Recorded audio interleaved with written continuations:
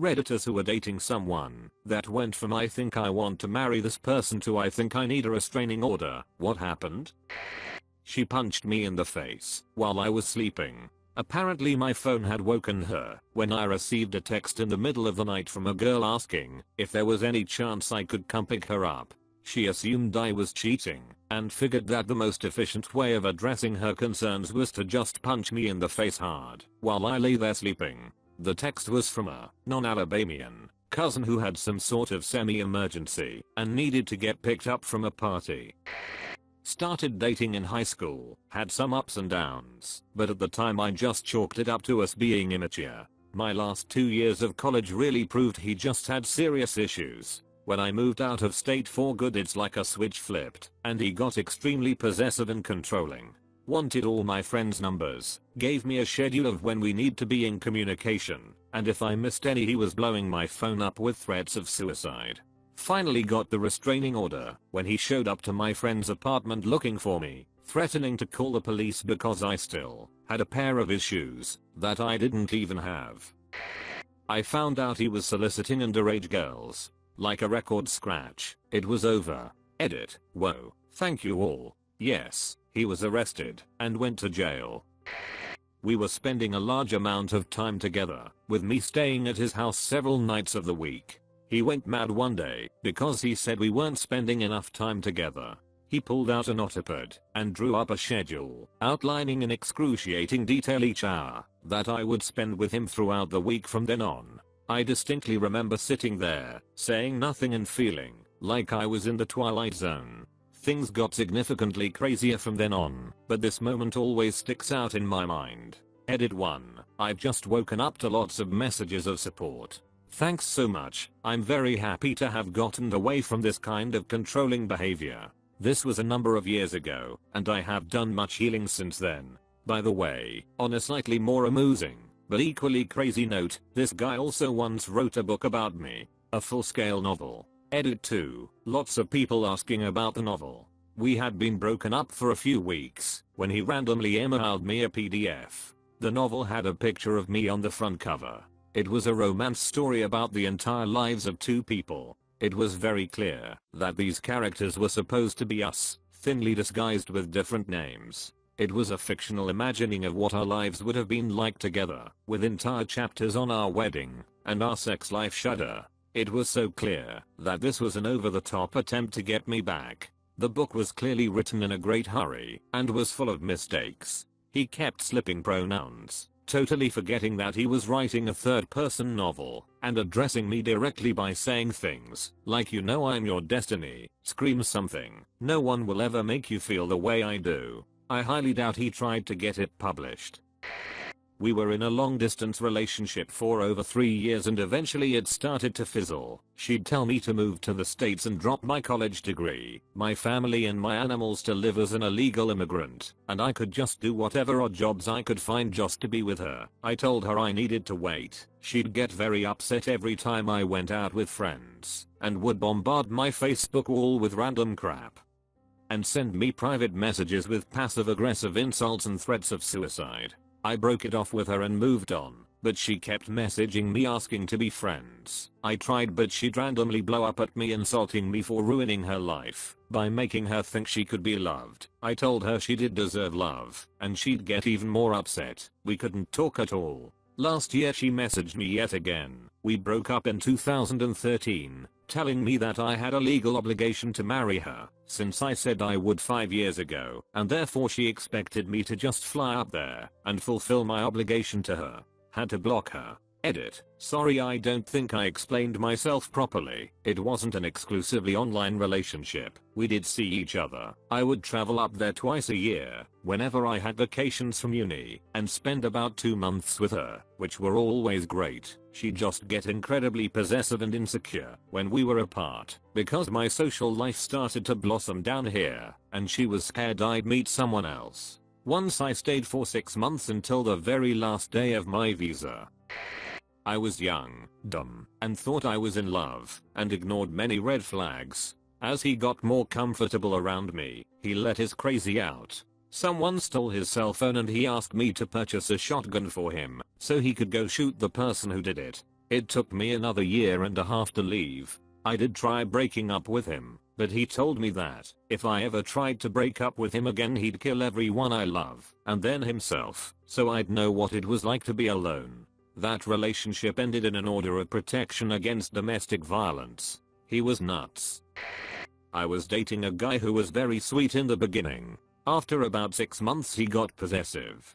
He didn't trust me. An example of this was one night I told him I was meeting a friend I used to work with at a bar a block away. We lived in a safe area, and it was a short walk. Her name sounded like it could be male or female, but I assured him she was a she. He showed up at the bar while we were there, and it made him look very insecure. He began tracking my phone's GPS. I found out when I stopped at a relative's house after work on my way home, and he freaked out and called my mom. She actually knew that was where I was, and he had a hard time believing I wasn't cheating. The last straw was my first week at a new job. I worked nights and had my phone. I got this long-winded email regarding an innocent comment on a Facebook selfie of me. There were screenshots of it and a huge manifesto about why my buddies online all wanted to take me away from him. After I broke up with him, I got emails for months swinging between apologies and telling me I was the abuser. I got emails telling me he was being drugged. It was insane. I was dating a guy. I really liked him. He was smart, funny, and adventurous. We were getting pretty serious. He pretty much lived at my house. One weekend I went home for my dad's birthday. All of my brothers were home. I have 5 of them. We ate, drank, and were merry. One of my sister-in-laws took some pictures and posted them on Facebook with me tagged in them. Got back to my house Sunday evening and my boyfriend was coming over shorty to hang out / spend the night. When he got there he was basically frothing at the mouth. He shoved me and called me a whore. Started pushing me around ranting about how he had to see me whoring myself all over the internet and hanging on a bunch of guys. I told him they were my brothers, but at that point I was done with him. I told him to get the out of my house. He took that as an invitation to throw me up against a wall and try to force me to kiss him. My roomie heard the commotion and came out of her room with a bat. Then had made the only good decision he made that day and decided to leave. Kicked in a pantry door and wrecked some drywall on his way out though. I threw all his stuff in a dumpster. He ended up stalking me for years. Showing up drunk at places I'd moved to after we dated. Calling after I'd changed my number. Even texted me on the week of my wedding to ask me to reconsider marrying him instead. Yeah, you crazy, I want to dump the love of my life for a crazy stalker. I graduated. She wanted to transfer schools. So, we moved to a college town, where she told me she'd been accepted as a transfer. Turns out she hadn't been accepted, and when she applied, was not accepted. She got a job at Walmart, while trying to figure out her next move. After about 2 months she decides we should move to Pittsburgh. She's convinced this will solve all her problems and make her happy, except we are in a recession and I just got my first good job. I don't want to move. She became abusive. I didn't want to go home. She was constantly negative and on the edge of a screaming fight. I was just avoiding her at the end. We were together 4 years before that, and she was always moody but not abusive. 6 months of that, and she went to her hometown to take a semester at a local school and stay with her parents. I called her 2 weeks later and told her not to come back. It had been like a weight was lifted from me, and I never wanted to see her again. I was 15, dumb as because I'd never really been in a serious relationship before, and had no idea what I was doing. This was my first love, so of course I was convinced I was gonna marry him. He was 18 and a total piece of. He told me he loved me, that we were gonna be together forever, and sold me on the idea of a perfect life. I wanted to be grown so bad that I jumped at my chance to feel like an adult. The crazy thing is, there's not a singular event or thing he did to trigger a grandiose get thee away from me moment. He was from the beginning. Our first date as a couple was homecoming. He was actually taking another girl to homecoming as a friend, but the week of he told me he cancelled on her, so he could go as my date. Instead of seeing this as the red flag it was, 15-year-old me thought it was some grandiose romantic gesture. It was only downhill from there. He expected me to be on the phone with him constantly when I wasn't at school. I would get home from school and he would expect me to call. If I took too long to do it, he would yell at me. We would stay on the phone until I literally fell asleep. On the weekends, I was expected to call him as soon as I woke up. If I slept until late, he would yell at me. What were we talking about? Literally nothing. He would expect me to stay on the phone with him sitting in silence for hours and get mad if I said I wanted to go. Half the time he would get mad at me anyway for not having anything to say, never mind the fact that he didn't have anything to say either. Anytime I told him I would be out of town for the weekend for a family or optional school trip, he would get angry at me. It took at minimum an hour to get him to tell me what his deal was. Every time he would tell me he had this amazing weekend planned and we were gonna go out and do all these fun things. Never mind the fact that he never had any plans for any of the weekends I was in town. He did get physical on a couple of occasions, but dumb teenager me just thought it was because he was so passionate. I kinda realized I was in over my head when he started pressuring me to have sex. I didn't want to, but he did. And he talked about all these plans about going to a hotel room and how amazing it was going to be. It made me super uncomfortable, but after a while I just started going along with making the plans because I knew it meant we would move past the subject faster. I'm not sure what happened. I was talking with my mom one day and something just snapped. It was like 1 minute I was head over heels with this guy and the next I was repulsed by the very idea of him. My mom made and executed a plan beyond what I could have handled myself. I ended it over the phone because I was scared of how he would react in person. My mom contacted his parents and told them what was going on. She contacted the school to make sure I had support there too. I made it clear to him in no uncertain terms that he shouldn't talk to me or come around me at all. He drove by my house frequently for a couple of days. My mom called me out of school for a week. He would sit outside on the street for an hour or two at a time.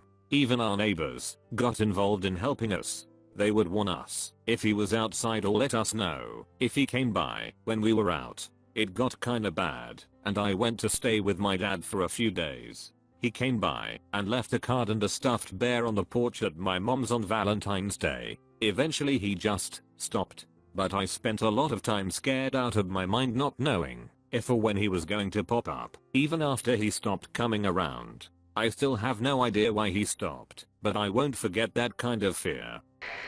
The worst version I have of this was a guy that I had been dating who rammed my truck with a moving van repeatedly at an immigration checkpoint in New Mexico well after dark. He thought it was funny. He'd been behaving badly, but I just thought it was the stress of the move. The aggravated assault by U-Haulies when I decided to break up with him. He stalked me 4 years after that, harassing me at work, which led to me getting fired. I switched from law firms to legal software, and that seemed to make it harder to find me. His stalking ended in blowing up a brick-and-mortar mailbox with plastic explosives. I think he laid low after that, because the FBI was looking for him. He eventually moved back to California, years later.